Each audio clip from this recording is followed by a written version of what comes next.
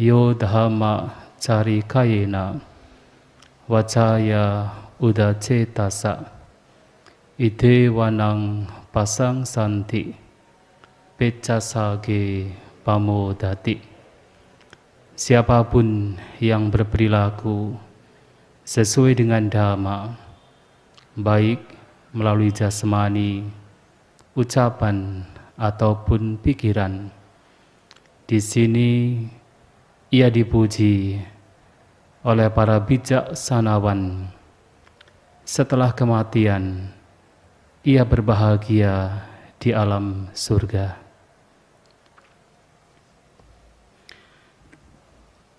Yang saya hormati para rama-ramani, kepada para bapak ibu, saudara-saudari sekalian yang berbahagia, selamat malam semuanya. Terpujilah Sang Buddha, Namo Buddhaya. Namo Buddhaya. Pada kesempatan malam hari ini merupakan kebahagiaan bagi kita semua. Kita berjumpa dalam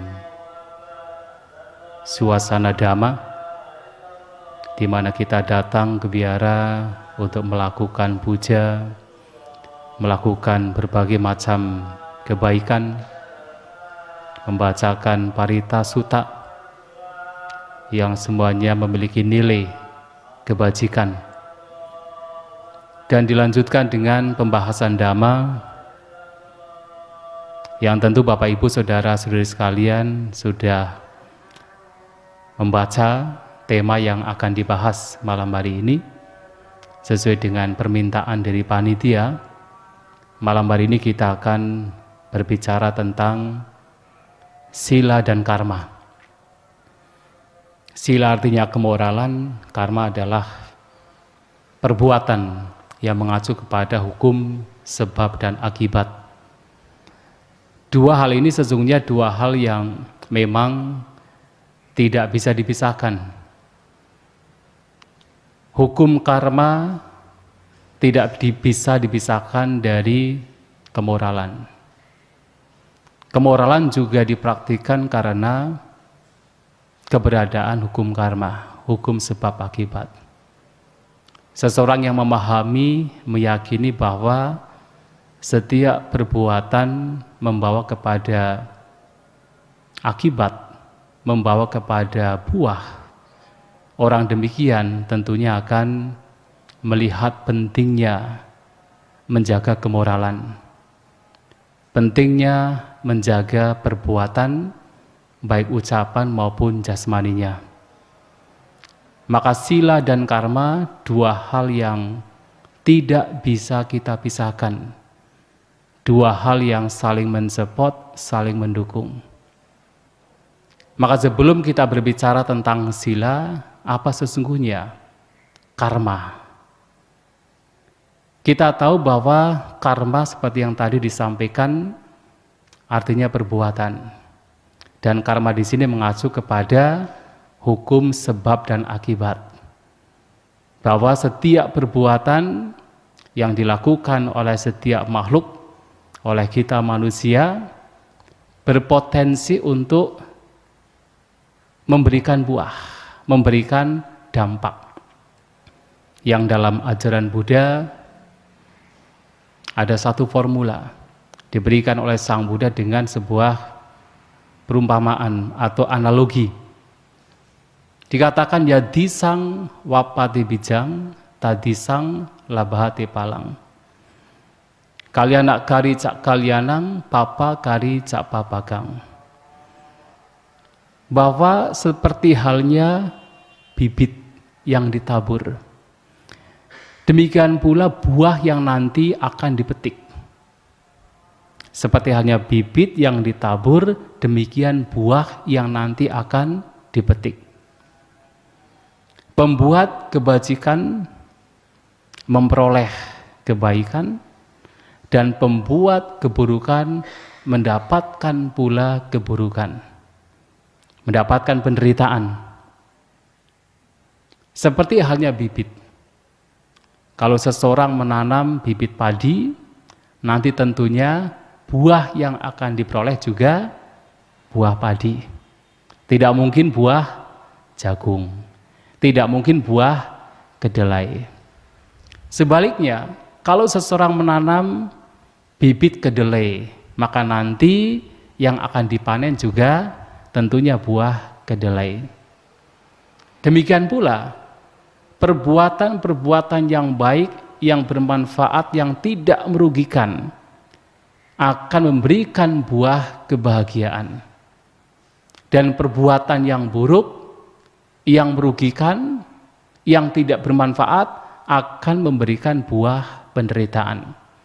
Formulanya sangat sederhana, mudah dimengerti. Dan Sang Buddha berbicara tentang karma, tentang hukum sebab akibat ini bukan atas dasar copy paste. Ada yang mengatakan bahwa Sang Buddha ini sebenarnya mengajarkan hukum karma ini sebenarnya memang sudah ada. Sebelum Sang Buddha muncul, ajaran tentang karma itu sudah ada di India. Sudah diajarkan. Maka Sang Buddha sebenarnya hanya copy paste, copy paste. Tidak. Memang tentang karma sudah ada. Sebelum Sang Buddha muncul di India sudah diajarkan, sudah ditunjukkan oleh para guru agama lain. Namun kemudian Sang Buddha melihat dengan kekuatan kebijaksanaan beliau, dengan abinya yang disebut sebagai Diba Caku, dengan mata dewa beliau yang beliau peroleh ketika beliau bermeditasi di bawah pohon bodhi mencapai kebudaan pada jam jaga malam kedua. Beliau memperoleh Diba Caku, pengetahuan tinggi yang di sana. Dengan pengetahuan demikian beliau melihat, oh ternyata makhluk-makhluk lahir mati sesuai dengan karmanya masing-masing. Beliau lihat pada jaga malam pertama, beliau hanya melihat, oh ternyata kehidupan tidak hanya sekali. Ada kehidupan-kehidupan yang lampau, yang pernah beliau jalani, yang pernah kita semua jalani.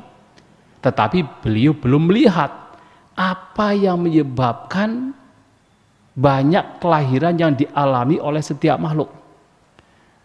Maka pada jaga malam kedua, beliau kemudian memperoleh Diba Caku dan diketahui ternyata kelahiran yang berulang-ulang ini dengan perbedaan pengalaman itu semua disebabkan karena perbuatan, karena karma.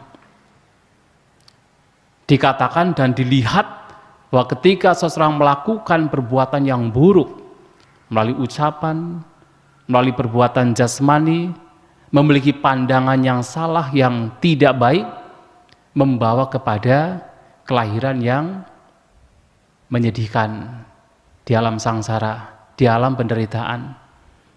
Tetapi sebaliknya, mereka yang hidupnya diarahkan dengan baik, memiliki ucapan yang baik, yang benar, perbuatan yang benar, cara pandang yang benar, setelah kematian dilahirkan di alam yang membahagiakan, bahkan alam surga.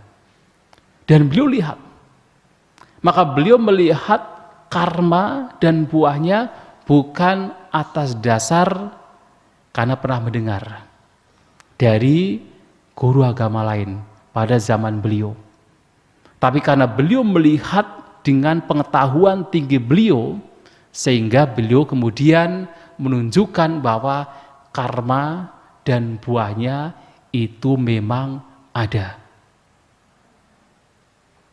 Dan Sang Buddha sehingga dalam banyak khotbah beliau menunjukkan kepada kita bahwa karma itu memang ada, dan sehingga beliau mengajak pada kita untuk bagaimana mengarahkan hidup kita dengan baik. Pada zaman beliau memang sudah ada pemahaman tentang karma, tetapi banyak guru agama pada waktu itu yang juga punya pengikut yang banyak, mereka memiliki pemahaman yang berbeda-beda. Ada yang tidak percaya dengan keberadaan karma. Satu contohnya ada seorang guru pada waktu itu bernama Ajita Kesakambali. Ia tidak percaya dengan karma. Ia punya pandangan bahwa yang namanya jasmani dan roh itu sama. Seperti apa? Seperti kalau seseorang makan daun sirih dengan apa bumbunya? Bumbunya apa? Ada kapur, ada buah pinang ya. Dikunyah-kunyah memunculkan warna merah. Warna merah muncul dari campuran daun sirih dan sebagainya.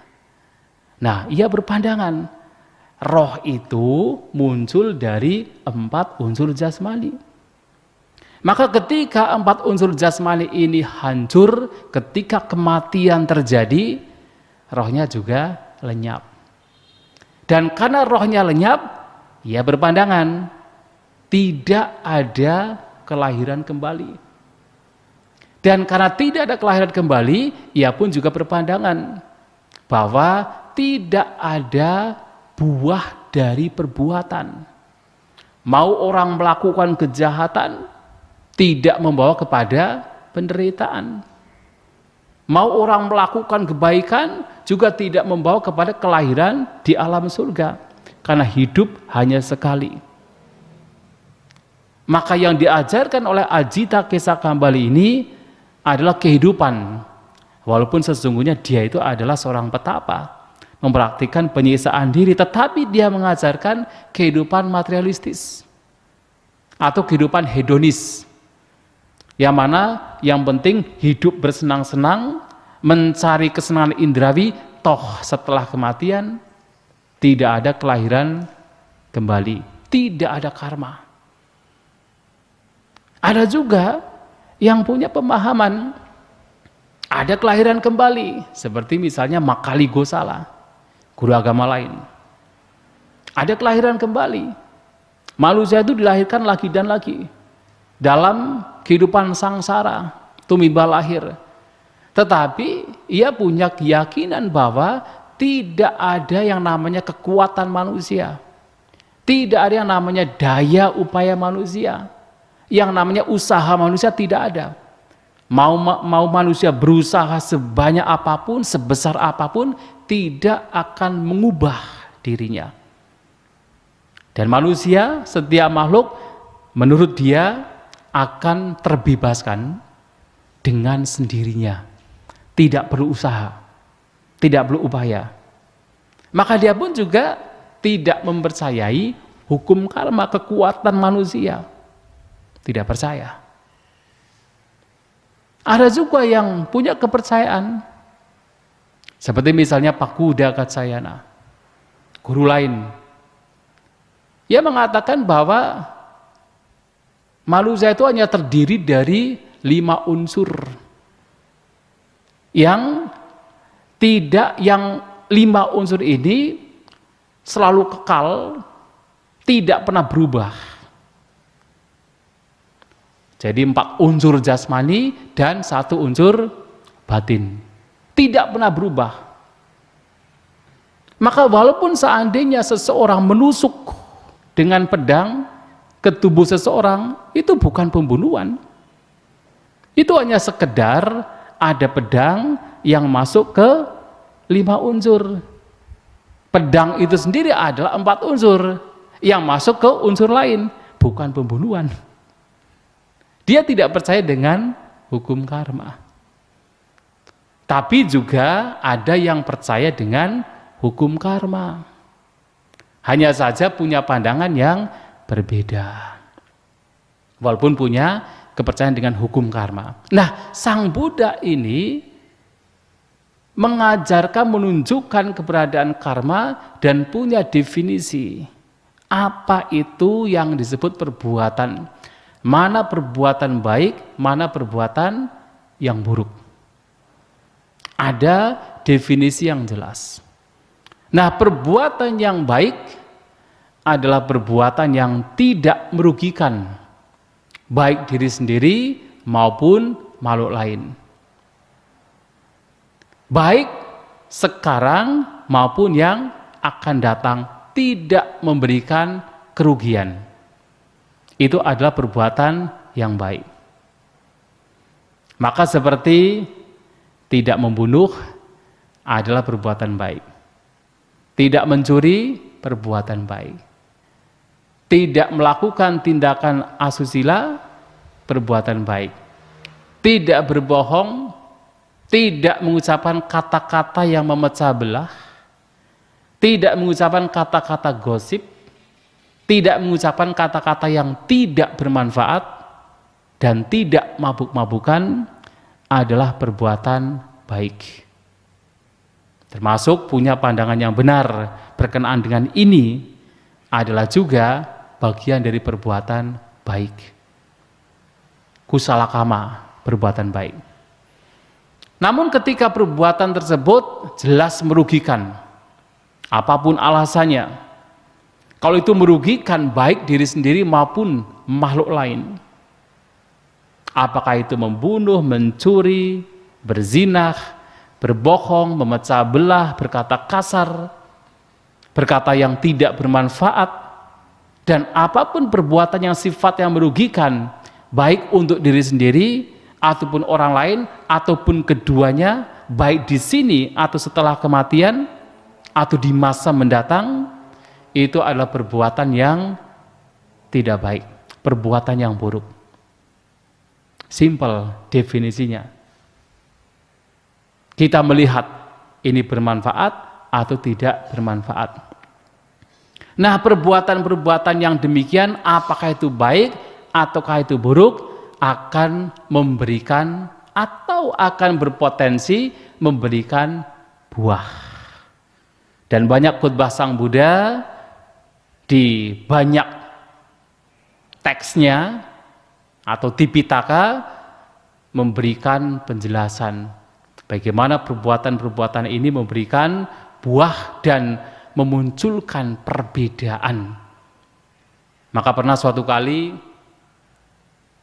beliau ditanya oleh seorang pemuda bernama Subah, "Bante, kenapa di dunia ini antara satu manusia dengan manusia lainnya itu berbeda? Ada yang terlahir dengan umur yang panjang, ada yang terlahir dengan umur yang pendek, ada yang terlahir dengan banyak penyakit, ada yang terlahir dengan fisik yang sehat, ada yang terlahir dengan rupa yang menawan, ada yang terlahir dengan rupa yang tidak menawan, ada yang terlahir kaya, ada yang miskin, ada yang terlahir dengan pengaruh besar, ada yang tidak punya pengaruh. Apa yang membuat perbedaan setiap makhluk?" Sang Buddha dengan tegas menjawab, perbedaan tersebut disebabkan karena karma, disebabkan karena perbuatan. Bahwa setiap makhluk lahir dari perbuatannya sendiri, pewaris dari perbuatannya sendiri, pemilik perbuatannya sendiri, berkerabat dengan perbuatannya sendiri, terlindung oleh perbuatannya sendiri. Perbedaan yang terjadi pada setiap makhluk disebabkan karena perbuatan dia sendiri. Mengapa seseorang terlahir dengan umur yang pendek? Disebabkan karena dia suka membunuh. Mengapa terlahir dengan umur yang panjang? Karena dia menjaga merawat makhluk lain.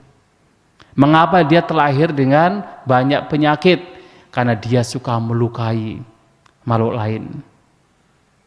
Mengapa dia terlahir dengan badan yang sehat? Karena dia suka memberikan obat kepada makhluk lain ketika mereka menderita. Mengapa terlahir dengan tidak memiliki kekayaan? Karena orangnya kikir. Dan mengapa terlahir dengan kekayaan? Karena suka berdana. perbedaan ini muncul karena perbuatannya masing-masing. Dan Sang Buddha oleh karena itu, beliau menganjurkan, mengajak kepada para siswa beliau, kepada siapapun, untuk bagaimana menjaga ucapan, perbuatan, dan juga pikirannya, agar dalam kehidupan mendapatkan paling tidak adalah kebahagiaan di alam tumimba lahir. Dan bahkan Bapak Ibu Saudara-saudari sekalian, pentingnya hukum karma ditekankan oleh Sang Buddha, juga disampaikan bahwa dalam salah satu, kalau kita bicara tentang samadhi atau pandangan benar, definisi dari pandangan benar yang nantinya membawa kepada setiap perbuatan seseorang untuk menjadi benar. Karena seseorang bisa berbuat, memiliki perbuatan yang benar, ucapan yang benar, penghidupan yang benar, itu semua disebabkan karena pandangannya benar. Dan ternyata salah satu pandangan yang benar yang harus dimiliki agar seseorang kemudian mengarahkan hidupnya menjadi benar, tidak lain adalah karena seseorang punya keyakinan tentang karma, bahwa perbuatan membawa kepada buah. Tetapi sebaliknya, kalau seseorang tidak percaya dengan karma, tidak percaya dengan bahwa perbuatan pasti memberikan dampak, itu berbahaya. Sang Buddha menyampaikan begini dalam definisi pandangan yang benar. Salah satunya, ati dinang, ati yidang, ati hutang, bahwa ada yang namanya persembahan, ada yang namanya pemberian, ada yang namanya pengorbanan. Ati sukata dukata kamanang vipako, dan ada yang namanya buah dari baik perbuatan yang baik maupun perbuatan yang buruk, ada buah. Nah, ketika orang memiliki pandangan bahwa ada buah dari perbuatan yang baik dan perbuatan yang buruk, maka ia pun juga akan punya pandangan bahwa ada buah dari ketika seseorang melakukan pemberian. Ada buah dari ketika seseorang melakukan persembahan. Ada buah dari seseorang melakukan pengorbanan. Pengorbanan di sini maksudnya adalah misalnya mengorbankan tenaganya, mengorbankan hartanya untuk orang lain, mengorbankan waktunya untuk kebahagiaan orang lain. Ada buah dari perbuatan ini ketika seseorang punya keyakinan terhadap hukum karma. Namun kemudian sebaliknya, kalau seseorang tidak punya keyakinan terhadap hukum karma, nati dinang, nati yidang, nati hutang, tidak ada yang namanya pemberian, tidak ada yang namanya persembahan, tidak ada yang namanya pengorbanan. Nati sukata dukatanang kamanang vipako, tidak ada yang namanya buah, entah itu dari perbuatan baik atau perbuatan buruk. Maka orang demikian memiliki pandangan yang salah, dan bahayanya adalah orang demikian bisa melakukan tindakan-tindakan yang tidak bermanfaat. Bayangkan kalau kita tidak percaya dengan karma, tidak percaya bahwa perbuatan ini yang kita lakukan bisa memberikan dampak bagi kehidupan kita. Orang demikian akan berpotensi, berkecenderungan untuk melakukan apapun yang dia senangi. Walaupun itu kejahatan, walaupun itu merugikan, yang penting dirinya senang, yang penting dirinya happy. Karena dia tidak percaya bahwa ini, kejahatan ini akan membawa kepada penderitaan untuk dirinya. Maka akan berpotensi bagi dia untuk melakukan tindakan-tindakan yang buruk. Maka dalam Dhamma, Sang Buddha menyampaikan baik bagi kita untuk mengarahkan hidup kita dengan kebenaran, dengan dharma, supaya kita terarah hidup kita dan mendapatkan kebahagiaan. Bahkan seandainya Sang Buddha menyampaikan, seandainya ternyata karma dan buahnya itu tidak ada. Seandainya yang namanya karma dan buah perbuatan itu tidak ada, orang yang mengarahkan hidupnya dengan baik tetap akan beruntung. Beruntungnya bagaimana? Setidaknya dalam kehidupan sekarang dia akan dipuji oleh para bijaksanawan.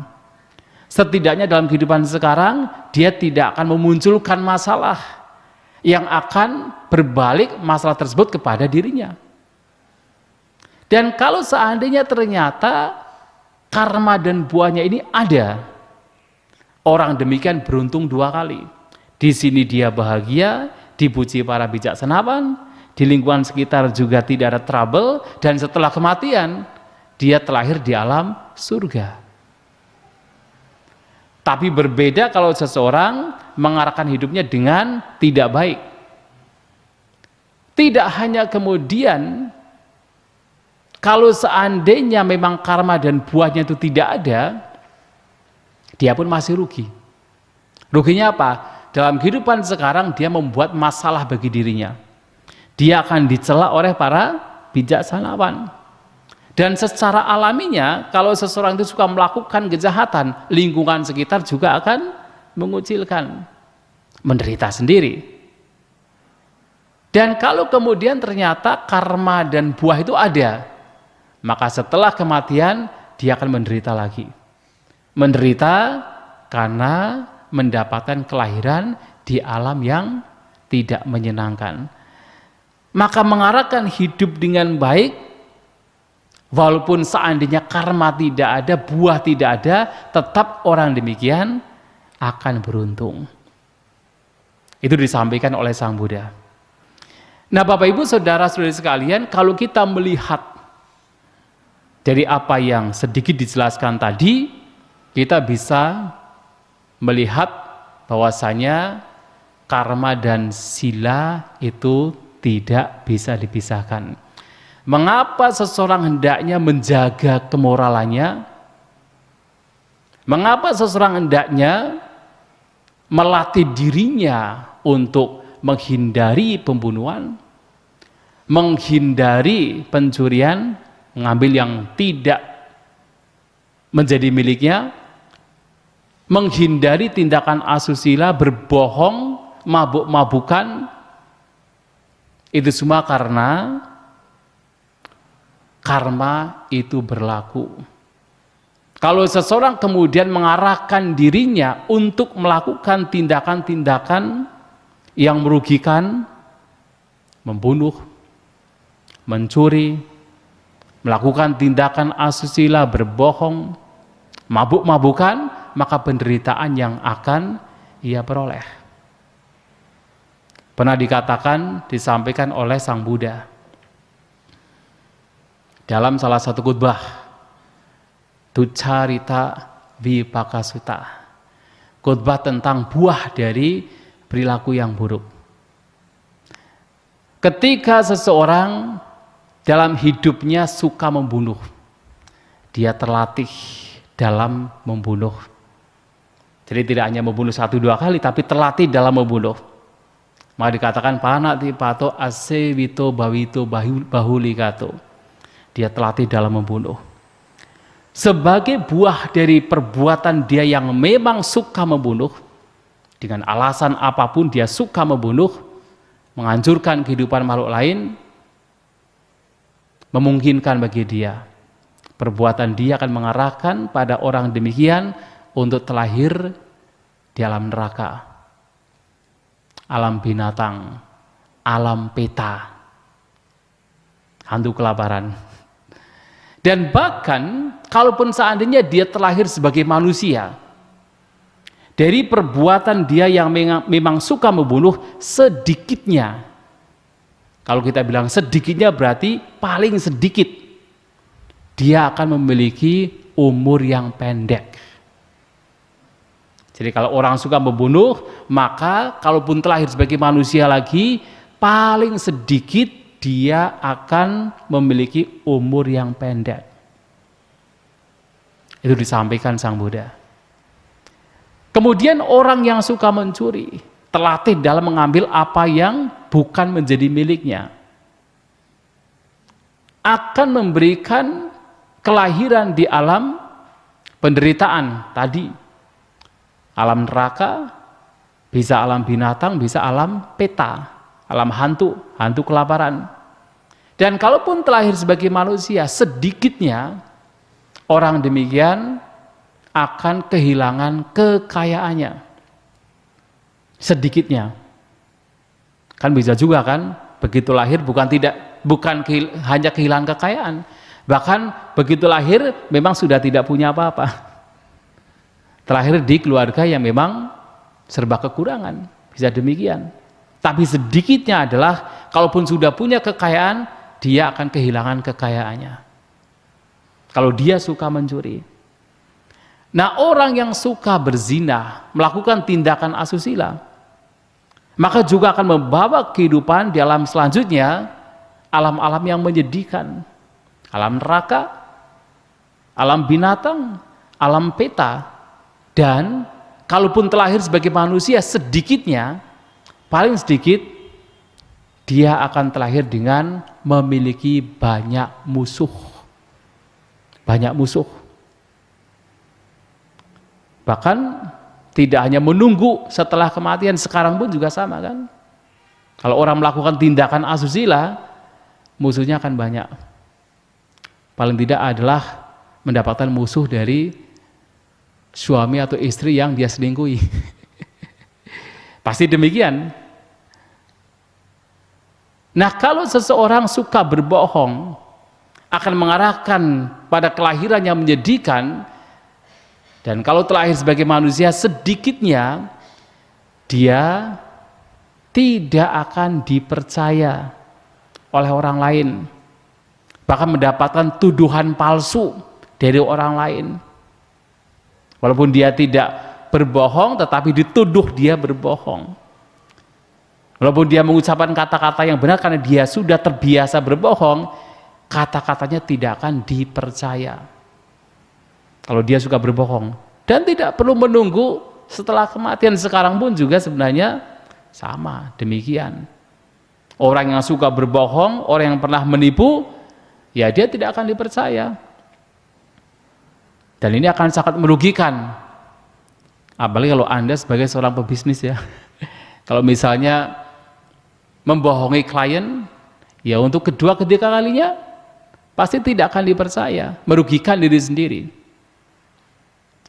Nah, orang yang suka mabuk-mabukan juga mengarahkan kehidupan dia untuk terlahir di alam menyedihkan.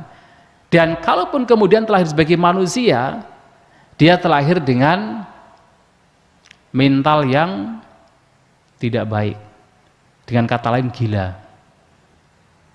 Nah, itulah.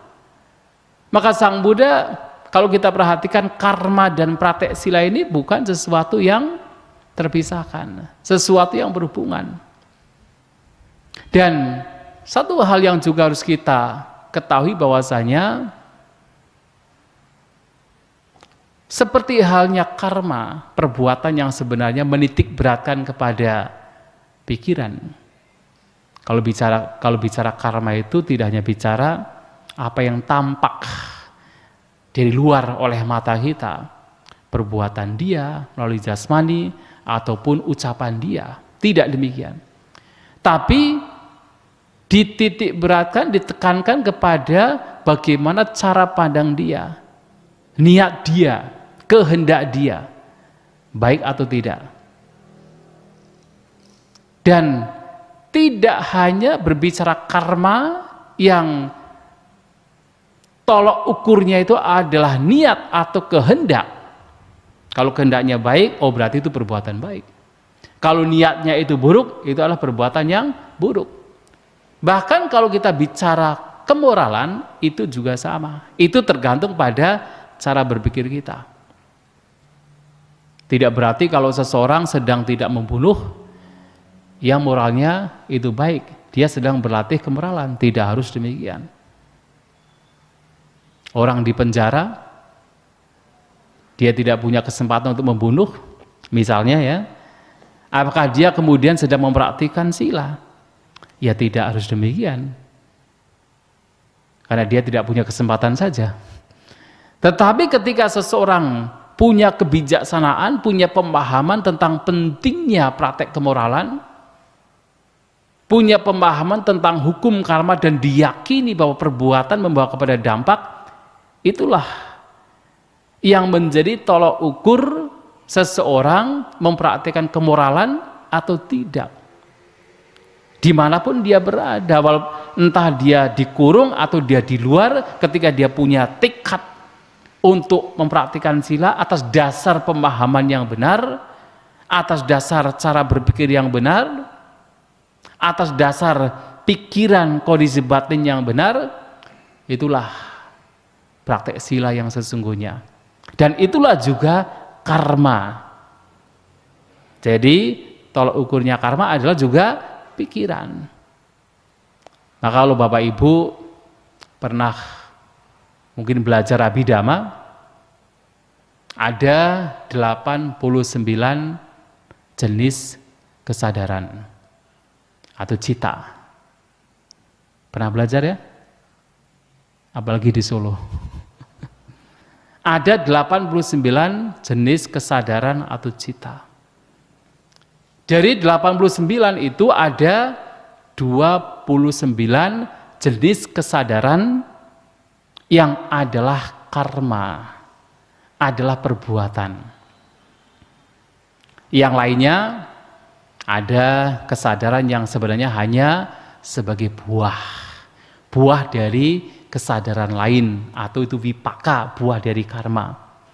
Yang lainnya lagi adalah kesadaran yang dimiliki oleh mereka para suciwan, terutama adalah arahanta, yang adalah kesadaran kiriya, bukan karma. Tapi ada 29. Ada 12 kesadaran yang berakar pada keserakahan, kebencian, dan ketidaktahuan, kebodohan. Ada 8 berakar dari keserakahan, ada 2 dari kebencian, ada 2 dari kebodohan, moha. Ada kemudian 8 lain yang berakar dari aluba adosa moha. Tetapi itu masih dalam alam indrawi, termasuk manusia. Ada 8. Kemudian jadi 20 ya. 12 tambah 8 jadi 20. Kemudian ada 5. Ketika orang mencapai jana, rupa jana, dalam Abhidhamma ada 5 jana. Nah, itu juga bentuk karma perbuatan. Dan ada 4 arupa jana. Itu juga bentuk karma. 29. Nah, ternyata perbuatan-perbuatan yang kita lakukan selama ini, ketika kita sebagai manusia di alam indrawi, bukan dalam kondisi jana, hanya sebagai manusia kita melakukan perbuatan, ucapan dan perbuatan jasmani, itu sebenarnya selalu berhubungan dengan setidaknya 20 jenis kesadaran. Kalau seseorang misalnya membunuh, biasanya kalau membunuh itu muncul dari kesadaran atau cita atau batin yang berakar pada kebencian. Ketika seseorang membunuh, ada 2. Ketika seseorang mencuri, mengambil apa yang tidak diberikan, biasanya itu muncul dari 8 jenis kesadaran yang berakar dari keserakahan. Ketika orang kemudian mencuri, misalnya seorang anak kecil mencuri apel, ketika mencuri pasti ada rasa senang. Dan juga mencuri apel dengan pandangan bahwa tidak ada buah dari perbuatan ini, mencuri. Dan dia mencuri dengan, karena sudah terampil barangkali, dia mencuri dengan santai aja, terbiasa. Nah itu bisa dikatakan sebagai, kalau dalam sebuah kesadaran, somanasa sagatang didik gata sampai utang asang kalikang. Dia mencuri dengan perasaan bahagia, disertai pandangan bahwa ini tidak memberikan buah dari perbuatan, dan itu muncul secara spontan. Nah, itu mencuri misalnya. Itu muncul dari kesadaran kita. Termasuk berzina juga sama. Bisa muncul biasanya karena apa? Keserakahan. Berbohong bisa muncul karena keserakahan, bisa muncul karena kebencian. Kalau kita punya pandangan salah, itu muncul karena kebodohan kita. Namun kalau kita memiliki pandangan yang benar, perbuatan kita ini bukan didasari oleh keserakahan, kebencian, oleh kebodohan, maka di sana kesadaran yang muncul itu pasti kesadaran yang baik.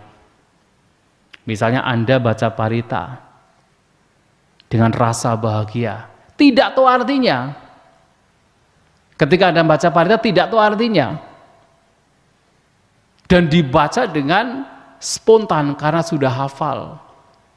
Kira-kira ini perbuatan yang baik atau yang tidak baik? Kesadaran yang baik atau kesadaran yang tidak baik? Anda baca parita tidak tahu artinya, tapi dilakukan dengan rasa bahagia karena sudah hafal maka spontan, kira-kira kesadaran baik atau tidak? Ya? Oh, jangan ragu-ragu. Baik, masih baik. Ya.